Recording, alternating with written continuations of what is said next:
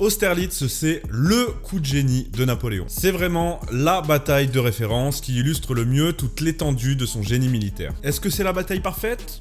Très probablement, oui, j'ai pas peur de le dire. Ah, je me mouille là, comme les Russes dans le lac gelé. En ce 2 décembre 1805, un an jour pour jour après le sacre, Napoléon écrase les armées du tsar et de l'empereur d'Autriche dans ce qu'on appelle aussi, pour cette raison, la bataille des 3 empereurs. Il est en infériorité numérique, mais grâce à son système, à son intelligence stratégique, à un peu de chance et aussi à un peu de poésie, il parvient à remporter une victoire totale qui va entrer dans la légende. Ce système, je vais vous en parler. Dans cette vidéo, je vais vous expliquer pourquoi cette bataille est si particulière et comment la grande armée a triomphé de la plus belle des manières. Austerlitz, c'est la bataille qui marque la fin de la 3e coalition et la victoire française. Mais avant ce coup de grâce génial, il y a aussi une gigantesque pirouette. Napoléon est à Boulogne avec pour projet de débarquer en Angleterre, on en a déjà parlé. Mais face aux échecs de sa marine et après que Londres ait monté la Russie et l'Autriche contre lui, il lance son armée, qui prend désormais le nom de Grande Armée, sur le continent. À marche forcée, la Grande Armée encercle les Autrichiens du général Mack à Ulm et les soumet quasiment sans combattre. Toujours à une vitesse folle, Napoléon entre à Vienne. C'est la première fois dans son histoire que la capitale des Habsbourg est prise par un conquérant. En Méditerranée, les Anglais anéantissent la flotte franco-espagnole à Trafalgar, mais sur terre, l'empereur ne va pas tarder à prendre sa revanche. Et quelle revanche! Vous savez que j'ai pour habitude depuis le début de vous proposer des sponsors qui ont un lien plus ou moins direct avec le thème de ma chaîne. Le partenaire du jour n'a aucun lien avec le thème de ma chaîne. Non mais aucun. Par contre, il a un lien avec moi. Pardon, ok, désolé, j'existe aussi, hein. Et aussi avec vous, je pense. Pourquoi? Parce que ça fait des années, mais des années que je dors sur un matelas éclaté au sol. Vraiment. Et là, pour être honnête, quand cette collaboration s'est ouverte à moi, je me suis dit...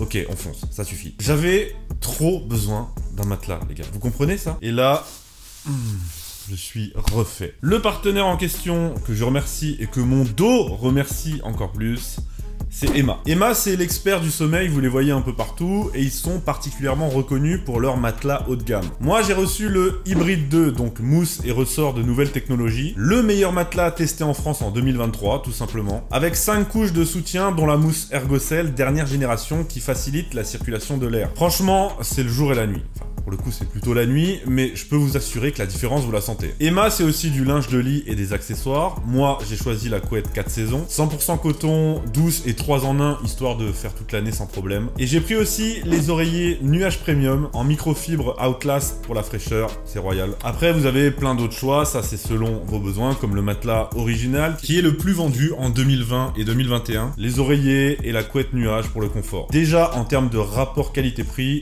on est bien, mais 2 choses. C'est actuellement les soldes Black Friday avec des réductions jusqu'à moins 50%. Et à cela, vous pouvez cumuler le code promo que je vous propose aujourd'hui. Donc, avec le code LAN en plus des soldes, vous aurez 10% de réduction supplémentaire. Ça vaut vraiment le coup et mon code est valable 2 semaines. Donc, si vous voulez investir dans votre sommeil sans vous ruiner, c'est maintenant. En plus, les matelas sont garantis 10 ans. Vous avez 100 nuits pour les tester et la livraison et les retours sont gratuits. Je vous mets un lien en description. Vous n'avez qu'à cliquer et découvrir le catalogue. Ça change la vie, vraiment. Merci encore à Emma et nous on reprend la vidéo. Une fois Vienne occupée, l'armée française part à la rencontre des Austro-Russes vers le nord. Après avoir parcouru 1200 km en 2 mois, elle dépasse le petit village d'Austerlitz. Napoléon, qui a déjà son idée derrière la tête, dit à ses aides de camp « Jeunes gens, étudiez bien ce terrain, nous nous y battrons. » Son idée, dès lors, va être de feindre la retraite pour attirer l'ennemi, justement, vers ce terrain qu'il a étudié en profondeur pendant 2 jours. Et c'est précisément ce qui va se passer. Les Français reculent et les Austro-Russes tombent dans le piège et se lancent à leur poursuite. C'est le premier mouvement de génie. Le deuxième, il va pas tarder. À la stupéfaction de ses maréchaux, alors que l'ennemi arrive sur le terrain souhaité, Napoléon choisit de les laisser investir le plateau du Pratzen, une hauteur qui est vraiment l'endroit le plus stratégique de tout le champ de bataille. Et encore une fois, les Austro-Russes ne voient rien venir. Et persuadés de la retraite française comme de leur supériorité, ils investissent tranquillement et naturellement le plateau du Pratzen. Dans le même temps, l'empereur dégarnit volontairement son aile droite, positionnée dans les villages de Telnitz et Sokolnitz. Le but, inciter l'ennemi à l'attaquer sur cette position. Rassurant, Napoléon résume la chose. Les positions que nous occupons sont formidables, et pendant qu'ils marcheront pour tourner ma droite, ils me présenteront leur flanc. Il ajoute: si je refuse ma droite en la retirant vers Brune et que les Russes abandonnent ces hauteurs, fussent-ils 300 000 hommes, ils sont pris en flagrant délit et perdus sans ressources. Voilà le plan. On est alors le 1er décembre. L'empereur dispose d'un peu plus de 70 000 hommes et fait face à plus de 85 000 Austro-Russes. Mais malgré sa position délicate, c'est lui qui maîtrise la situation. Dans la nuit du 1er au 2 décembre, alors qu'il inspecte le terrain et que ses grenadiers allument quelques torches, c'est bientôt tout le campement qui se met instinctivement à les imiter. Des dizaines de milliers de torches scintillent dans la nuit et toute l'armée, qui sait que ce 2 décembre est une date particulière, se met à scander des vive l'empereur à tout rompre. Napoléon dira: voilà la plus belle soirée de ma vie. Le pire, c'est que toutes ces torches allumées vont laisser penser à l'ennemi que les Français sont en train de démonter leur campement et donc de fuir. La journée du lendemain va leur réserver une fracassante surprise.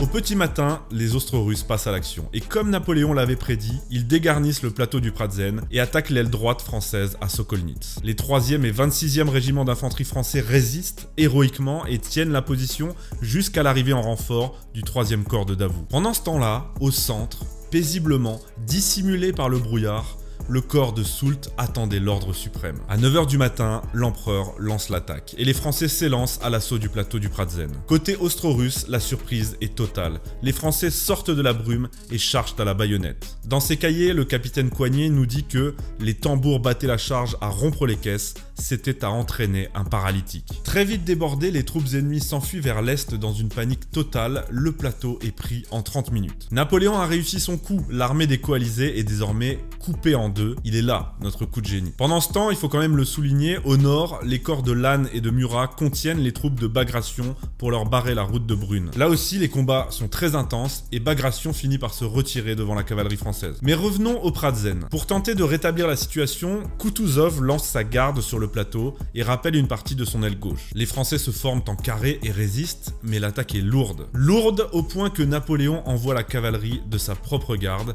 les chasseurs, les mamelouks, puis les grenadiers à cheval. Les cavaleries des deux gardes impériales s'affrontent alors dans un combat terrible et après 15 minutes, les Français prennent le dessus. Dès lors, le plateau du Pratzen est entièrement aux mains de la Grande Armée qui y installe solidement son artillerie et concentre son feu sur l'ennemi. Les Austro-Russes sont coupés en deux et Napoléon ordonne le coup de grâce. Le coup de faucille. Sa garde et les deux divisions de Soult redescendent du plateau pour tomber sur l'aile gauche ennemie qui se retrouve complètement encerclée et dépassée. La débâcle est totale, certains soldats russes tentent de fuir en traversant le lac gelé au sud. L'artillerie de la garde se met alors à tirer sur la glace qui cède sous les pieds de l'ennemi. Le lac étant peu profond, très peu de soldats perdent la vie à ce moment-là, mais la scène aura marqué les esprits. En début d'après-midi, tout est fini. L'ennemi est en fuite de toutes parts, Murat s'élance à sa poursuite. La victoire est totale pour la Grande Armée alors qu'un soleil hors saison perce le brouillard, le soleil d'Austerlitz. À ces hommes, l'empereur lance sa célèbre proclamation « Soldats, je suis content de vous. Je vous ramènerai en France. Là, vous serez l'objet de mes plus tendres sollicitudes. Mon peuple vous reverra avec joie et il vous suffira de dire « J'étais à la bataille d'Austerlitz » pour que l'on vous réponde « Voilà un brave ». Les Austro-Russes ont 29 000 hommes hors de combat, tués, blessés ou prisonniers. La Grande Armée ne déplore que 1300 morts et 7000 blessés. 50 drapeaux ont été pris à l'ennemi et partent orner les voûtes de la cathédrale Saint-Louis des Invalides. Quant aux 180 canons capturés, leur bronze servira à la construction de la colonne Vendôme. Ça, c'est faire les choses bien, ça. Quelques jours plus tard, la paix de Presbourg sera signée, confirmant la domination continentale de l'Empire français. L'empereur d'Autriche François II renonce au titre d'empereur romain germanique, marquant la fin définitive du presque millénaire Saint-Empire. La voilà, notre bataille de référence. De référence parce qu'on a tout ici. On a tout d'abord l'application parfaite du système napoléonien. Ce système, le voici. Dans un premier temps, vitesse de déplacement pour surprendre l'ennemi, on l'a vu à Ulm, maintien des lignes de ravitaillement et coordination des corps d'armée, renseignement efficace sur les mouvements ennemis et choix du terrain. Et ensuite, surtout, supériorité en hommes sur un point précis, provoquant la rupture du dispositif ennemi, ici c'était le plateau du Pratzen, et bien sûr la concentration des feux d'artillerie. À cela, bien sûr, il faut ajouter les talents de manœuvre tactique des officiers, la bravoure des soldats et le génie stratégique de Napoléon. Ce génie ici s'est exprimé en anticipant parfaitement les intentions de l'ennemi, jusqu'à parvenir à l'attirer dans un piège, quitte à prendre de gros risques, comme le fait de lui laisser renverser le plateau, ce qui était très osé, et d'exposer volontairement son aile droite amoindrie. Il a fait en sorte que l'ennemi s'installe là où il le souhaite, puis qu'il agisse de la façon dont il le souhaite, pour ensuite lui porter le coup de grâce. Le mec, on dirait, il contrôle les deux équipes, quoi. Et à côté de ça, il y a aussi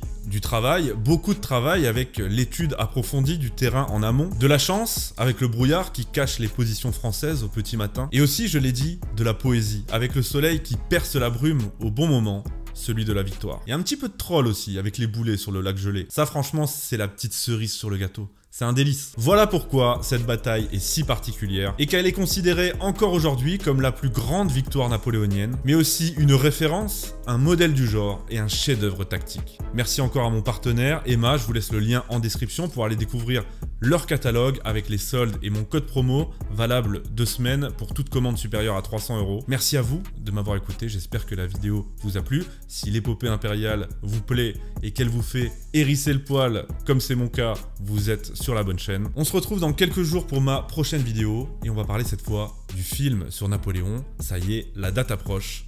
À la semaine prochaine.